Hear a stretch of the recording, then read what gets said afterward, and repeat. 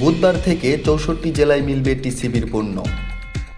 নিম্ন আয়ের মানুষের সুবিধা নিশ্চিত করতে আগামী বুধবার ৫ মার্চ থেকে ৬৪ জেলায় ট্রাক সেলে trading corporation of Bangladesh TCB পণ্য বিক্রি শুরু হবে। বাণিজ্য উপদেষ্টা শেখ বশির উদ্দিন জেলা প্রশাসকদের উদ্দেশ্যে একথা বলেন।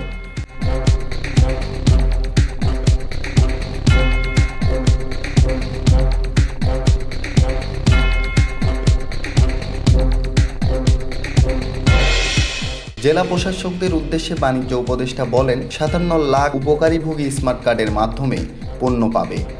যাদের এখনও স্মার্ট কার্ডের কার্যক্রম শেষ হয়নি কিন্তু তালিকায় নাম আছে, তারাও পণ্য পাবে।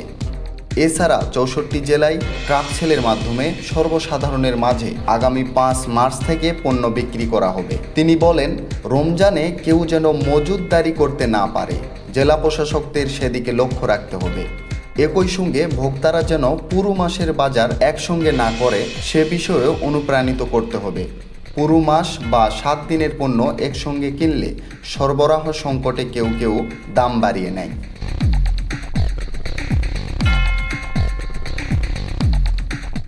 তিনি আরও বলেন, আমরা ন্যায় প্রতিষ্ঠা করতে চাই, কারো প্রতি জুলুম করা হবে না, কেউ জুলুম করলে তাকে ছাড় দেওয়া হবে না। অন্যায় প্রতিরোধে জেলা প্রশাসকদের সর্বশক্তি নিয়োগের আহ্বান জানান তিনি।